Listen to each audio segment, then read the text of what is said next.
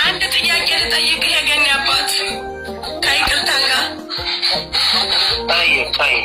እኔ እንደ ሴት እንደ እናት እንደ እህት ልጠይቅህ፣ አንተ የልጅህን ፎቶ ፌስቡክ ላይ ለምን ፖስትካት? ሰላም አለይኩም እንደምን አመሻችሁ። ይህን ቪዲዮ ሼር አድርጋችሁ ለመላው ኢትዮጵያ ግንዛቤ እንዲወስድ አድርጉልኝ። ሶሻል ሚዲያ ታዋቂ ቲክቶከሮች፣ ታዋቂ ሶሻል ሚዲያ ሰዎች፣ አርቲስቶች፣ የጤና ባለሙያዎች፣ ህጉም፣ መንግስቱም፣ የሃይማኖት ተቋማትም በዚህ ዙሪያ ሰርተን ማህበረሰባችንን እንታደግ የሚል መልእክት ለማስተላለፍ ነው የሰራሁት። መልእክቱ ምንድነው? ትናንትና እህታችን አዚዛ አሊ ቤት ችግሩ ተፈቷል። ችግሩ መጀመሪያ ላይ በጣም የሚያስደነግጥና የሚሰቀጥጥ ነው፣ ለማውራት ይደብራል። አንድ አባት ልጁ መሆኗን እያወቀ በሌላ ሰው ፎቶ ፕሮፋይል አድርጎ እንደ ፍቅረኛ ሆኖ ጀንጅኖ ፎቶ አስልኳት ምናምን ብዙ ነገር ሰርቷል። አባትየው ይቅርታ ጠይቋታል ልጅቱን። አባትየው ለወቅስ አልመጣሁም፣ ስለ ሃይማኖቱ ላነሳም አልመጣሁም። ማንኛውም መጥፎ ስራ ሃይማኖት የለውም፣ መልካም ስራም ሃይማኖት የለውም። እኔ አላህ ጥሩ አእምሮ ሰጥቶኛል፣ ሙስሊም አድርጎኛል። አልহামዱሊላህ ሙስሊም ስለሆንኩኝ ክፋትን በሃይማኖትና በብሔር አልለካም። ኦኬ፣ ስለሰው የሃይማኖት አላነሳም፣ ግን የኢትዮጵያ ህዝብ ትምህርት እንዲወስድ ነው የፈለኩት። እሱ ምንድነው? የወር አበባ ማየት የጀመረ ሴት ልጅ በቤታችን በአባቷ፣ በወንድሟ፣ ባጎቷ፣ በልጆቻችሁ ተደፍራችሁ ጽንስ የሚፈጠር ሴቶች ጽንሱ እንዳይወለድ ማንኛውም የሶሻል ሚዲያ ታዋቂ የሃይማኖት ተቋማት የመንግስት ስርዓት ይህን ትምህርት መስጠት አለበት፣ መደበቅ የለበትም። እስልምና ሃይማኖታችን ለምሳሌ እንደ ሙስሊም አይከለክልም። እንኳን አይደለም ወንድሟ ደፍሯት አርግዛ ልትወልደው አባቷ የቅርብ ዘመዷ ደፍሯት አርግዛ ልትወልድ አይደለም ተደፍራ ከሆነ ያቺ ሴት ጽንሱ ሳያድግ እሩ ሳይነፋበት ከ3 ወር በፊት ቶሎ ብላ ተናግራ ጽንሱ መቋረጥ አለበት፣ መወለድ የለበትም። እንደዚህ አይነት ግንዛቤ በሴቶች ላይ ግንዛቤ እንዲፈጠር ሁሉም ሰው መረባረብ አለበት። ወንዶች እኔ እንደው ጸሎቴን አላህ ይስማኝ፣ ዱዓያን አላህ ይስማኝ፣ ከሰይጣን አላህ ይጠብቃችሁ። ሰዎች ነን፣ እንሳሳታለን። የሰው ልጅ ይሳሳታል። ከስተት ንጹህ የሆነንም ከነብያት ውጪ ከመላእክት ውጪ እንደ እስልምና ነብያቶች ናቸው እንደዚህ አይነት ከባድ ወንጀልን የማይሰሩት፣ መላእክቶች ናቸው እንደዚህ አይነት ከባድ ወንጀልን የማይሰሩት እንጂ ሰው ይሳሳታል፣ ከባድ ወንጀል ላይ ይወድቃል፣ ጥቃቅን ወንጀሎችን የሚሰራል። ዋናው ግን ከወንጀሎቹ የእንትን የሚለውና ወንጀሎች ደግሞ እንዳይገዝፉ እንዲህ አባት አይደለም እንዲህ አይባልም። እንግዲህ አባት የገዛ ልጁ ሆን ብሎ ጀንጅኖ ፎቶ አስልኮ ሌላ ነገር አድርጓታል። ብቻ ተጸጸቻለሁኝ ይቅር በይኝ ብሏታል። አይ ቲንክ ምናልባት ቂም ይዞባት ነው። አባት በልጁ ቂም ቢይዝም እንደዚህ አይነት ነገር መደረግ የለበትም። በዛ አጋጣሚ እንግዲህ በእናቷ ይሁን በሷ ቂም ይዞ ነው። በዛ አጋጣሚ ወጣቶች የምትሰሩ በተለይ ስራ ያላችሁ በተለይ አረብ ሀገር ያላችሁ ለእናታችሁ እየረዳችሁ ለአባታችሁ ማትረዱ ከሆነ አባታችሁን ወንድሞቻችሁን ቂም ልታስይዙ ትችላላችሁ። አረብ ሀገር ያለ ሰው የምትረዱ ከሆነ ቤተሰቦቻችሁን የቅርብ ዘመድ እህት፣ ወንድም፣ እናት፣ አባት እኩል ለመርዳት ሞክሩ፣ እኩል ለመረዳት ሞክሩ እንጂ አንዱን ረዳታችሁ አንዱን የምትጦሉ ከሆነ አይሱ በተለይ አባቶችን የምታረቁ ከሆነ አባቶች ከርግማንም አልፈው እንደዚህ አይነት በቀል ላይ ይወድቃሉና ጥንቃቄ አድርጉ። ገንዘብ ያላችሁ ውጭ ሀገር የምትሰሩ ኢትዮጵያም ውስጥ ያላችሁ ብቻ የትም ሀገር ሁኑ ኢትዮጵያም ሁኑ ውጭ ሀገርም ሁኑ ሰርታችሁ ቢዝነስ ካላችሁ ስትረዱ እናትና አባት አትለዩ፣ እህትና ወንድም አትለዩ። የገዛ ዘመዳችሁ ቅርብ ስጋችሁ ሆኖ ከለያችሁት ቂም ሊያነሳ ይችላል፣ ሊያዝንባችሁ ይችላል፣ ለበቀልም ይነሳሳል። ሰው ነው አባት ነው አይባልም፣ እናት ነው አይባልም። ሰው ነው። ከበቀልና ከኃጢአት ከወንጀል የተቆረጠ አይደለም። እናትም ወንጀል ሰራ ትችላል፣ አባትም። እና ምናልባት አባትየው ሶሻል ሚዲያ ላይ ትናንትና ታሪካቸው ወጣ። አባትየው ቪዲዮ ካየ ለወቅስ አይደለም የመጣሁት፣ ሰውነት ተሳስተሃል። ስለዚህ እናቶች የወር አበባ ማየት የጀመሩ ልጆቻችሁን ተከታተሉ። ከወንድማ ከአባቷ ከወንድምሽ ከባልሽ ወንድም ካጎቶቻቸው እንትን በሉ።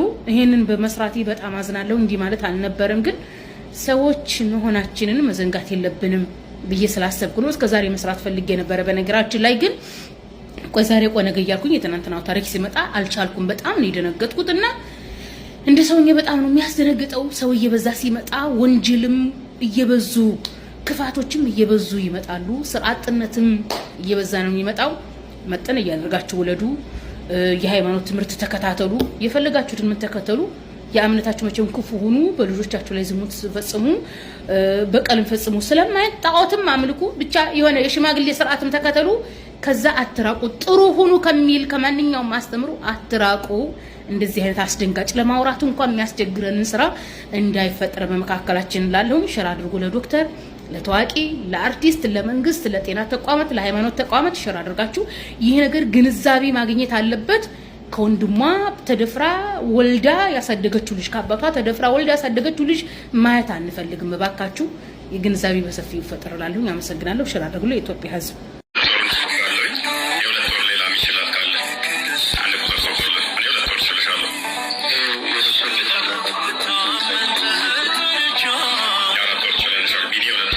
የኦርቶዶክስ ማህበረሰብ እፎይ ሴጋ የኦርቶዶክስ ጠበቃ ነው በማለት እፎይ ሴጋ ላይ የገንዘብ ኢንቨስትመንት ያደርጋሉ። በአረብ ሀገር የሚኖሩ ሸቃሎች፣ በአሜሪካና በአውሮፓ የሚገኙ ኦርቶዶክስ እምነት ተከታዮች፣ ሀገራችን ላይ ያሉ ሀብታሞች፣ ቄሶች፣ መነኮሳት ሳይቀሩ ገንዘባቸውን እፎይ ሴጋ ላይ ኢንቨስት ያደርጋሉ።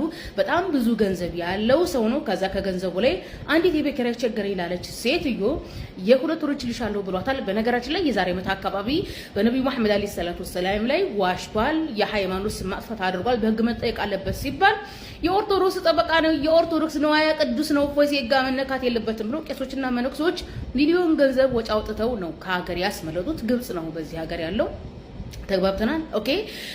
ጠቅለል ባለ መልኩ እንደዚህ አይነት ድራማ ይሰራል። ይቺ ልጅ የጅማ ልጅ ናት። ካሁን በፊት ባሌ ሰራተኛ ያጋተኛ ብላ የሆነ ዩቲዩብ ፕሮግራም ላይ ቀርባ ተናግራለች። ባሏ ደግሞ በሌላ በኩል ቀርቦ ውስዋስ አለባት፣ ቅናት አለባት፣ እንደዛ አላደረኩም እምላለሁ እገዘታለሁ እያለ ነው። አዘለም አቀፈም ልጅቱ ልጆች አሉ ቸግሮኛል ባሌ በደለኝ የሚል ነገር ያው ብዙ ጊዜ በሰዎች ዘንድ ተሰሚነትም ስለሚኖረው ልጆችን የማሳድጉበት እርዱኝ እያለ ጭራሽ የባንክ ቁጥሯን የባንክ አካውንቷን ይዛው ሶሻል ሚዲያ ላይ ቲክቶክ ላይ ወጣ እየጠየቀች ነው፣ ገንዘብ እየለመነች ነው፣ እየጠየቀች ነው። እንደዛ ነው የሚባለው።